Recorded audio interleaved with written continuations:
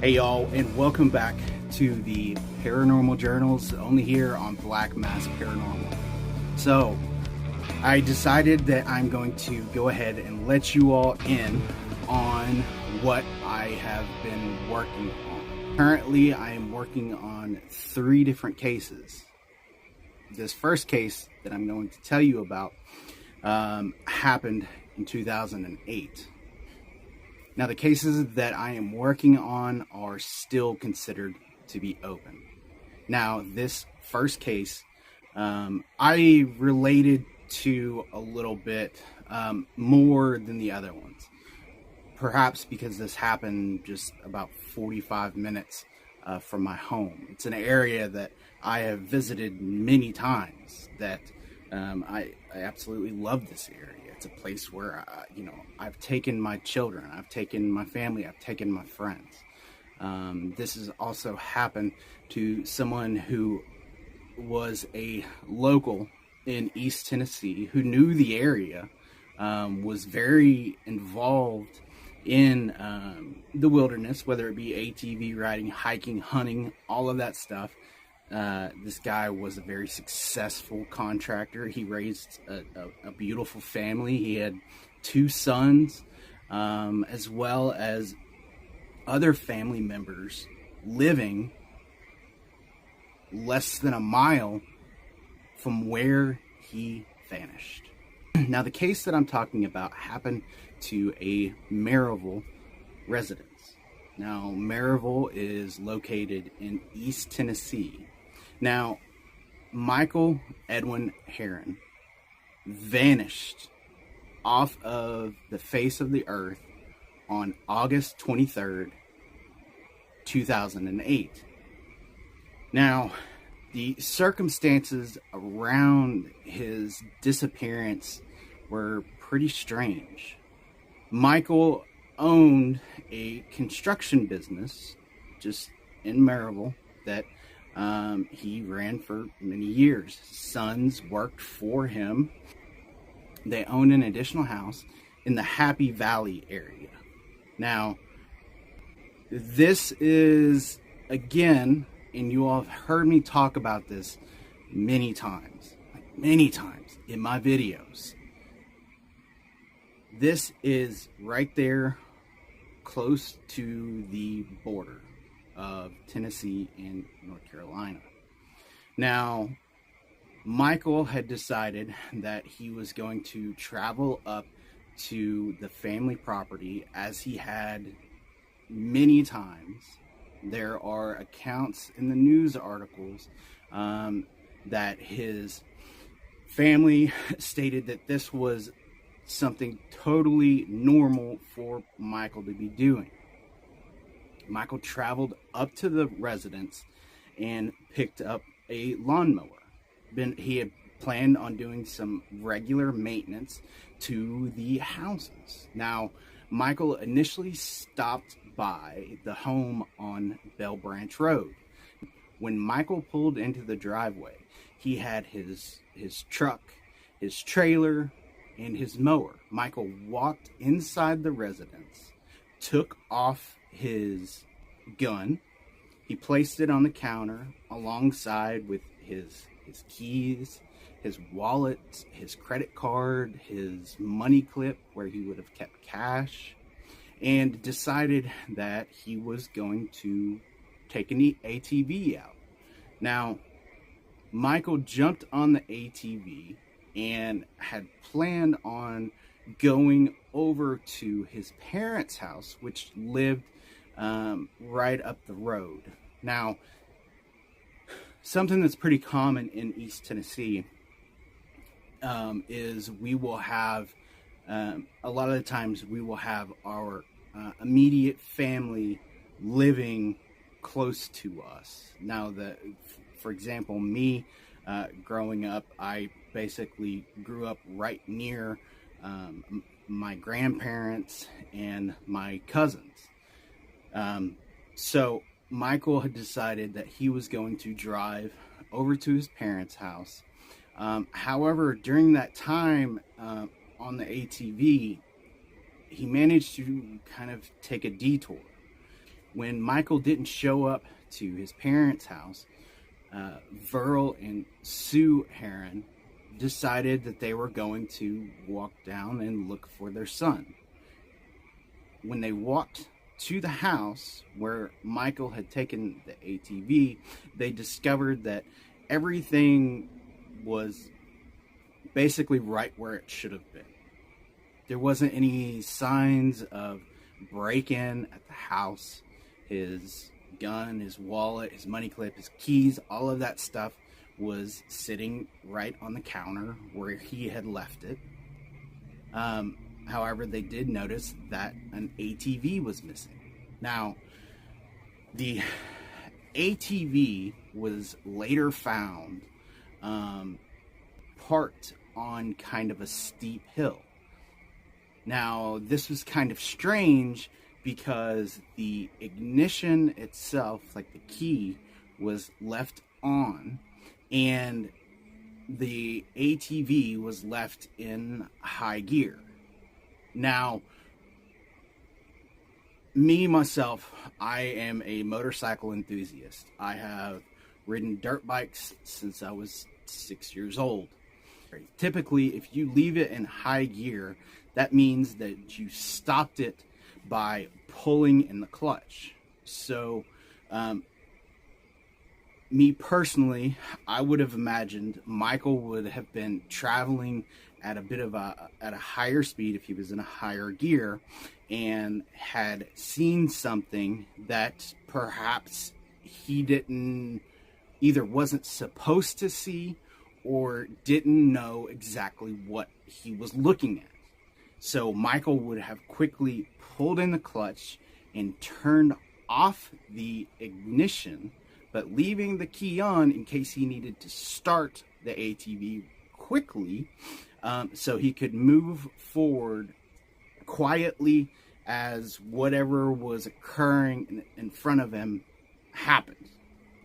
After Verl and Sue discovered that they were unable to locate Michael, after a day or passed, they had contacted Michael's son, Andy and Matt. Now, Andy and Matt obviously would know the property very well. They would know all of the locations where perhaps their dad would go. I know my kids would exactly know where to find me if I decided that I was going to take off. Andy and Matt searched the area very well, looking for their father.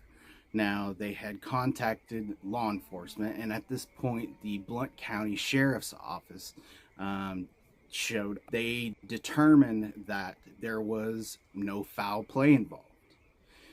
They were able to determine also that the ATV was not wrecked or damaged in any way.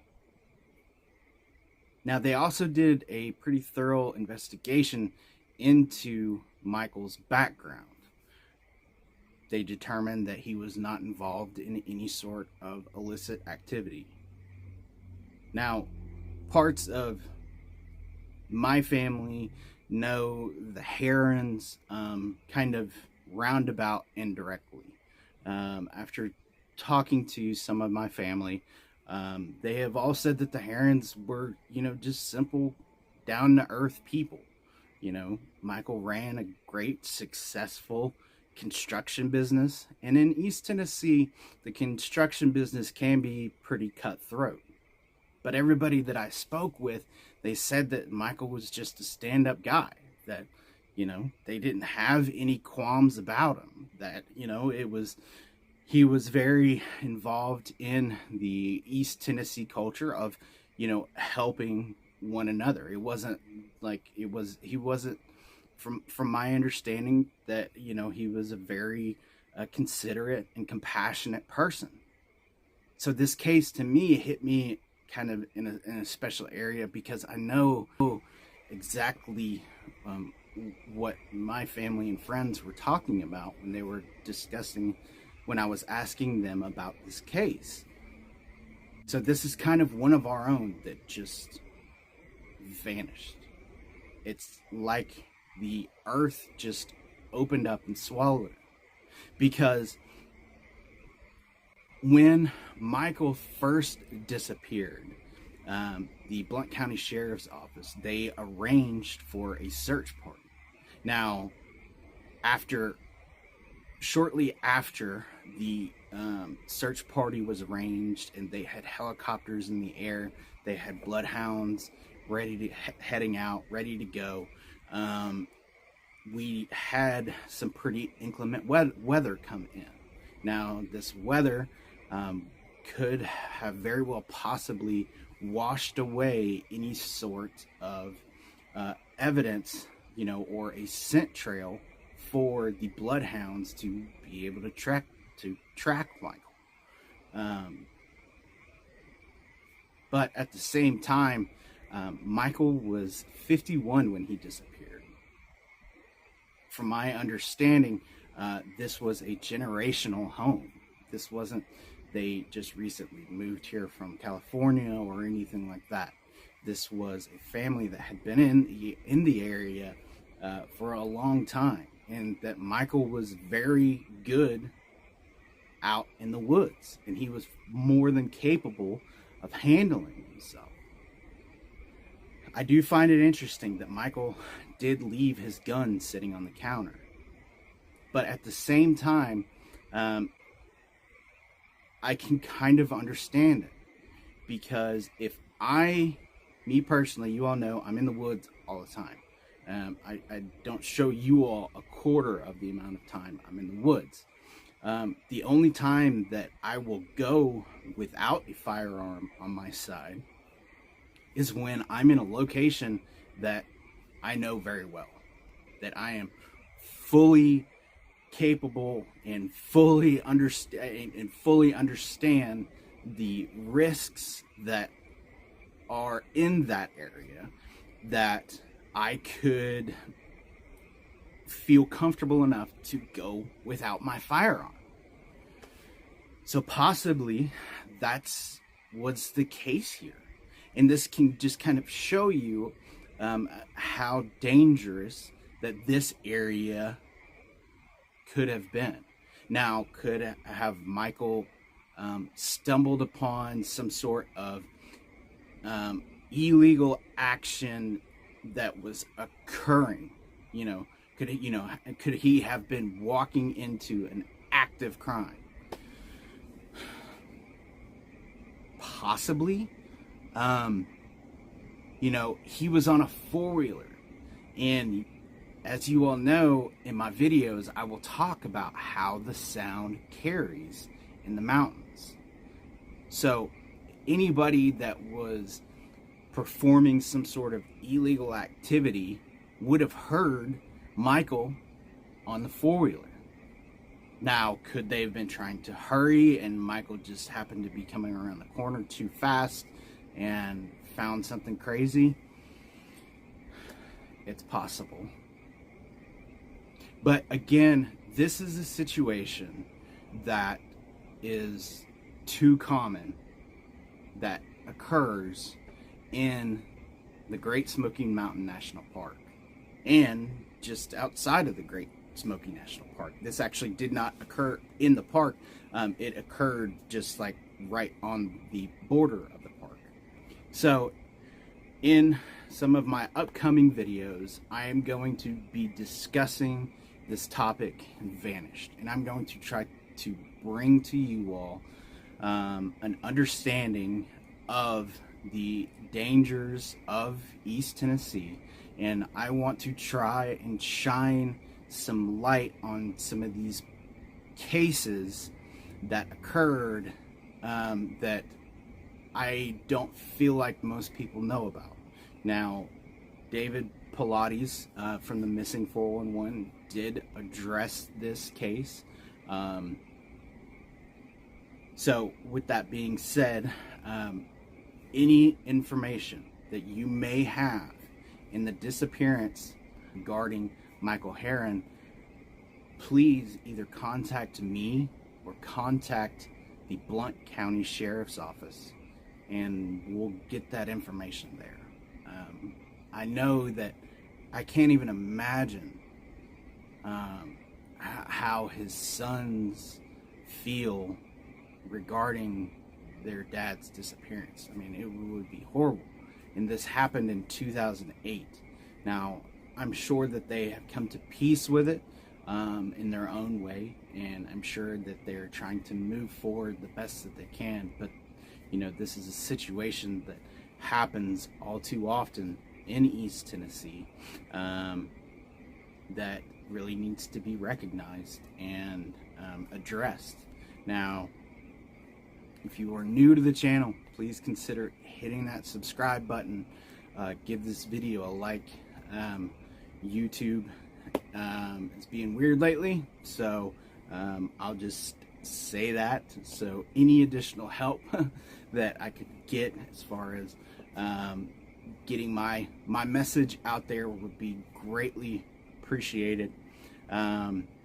So I hope you all enjoyed this video. I have several more new amazing content on their way, and you all know me, you know what's going to happen with this, and I'd say you know what I'm going to do.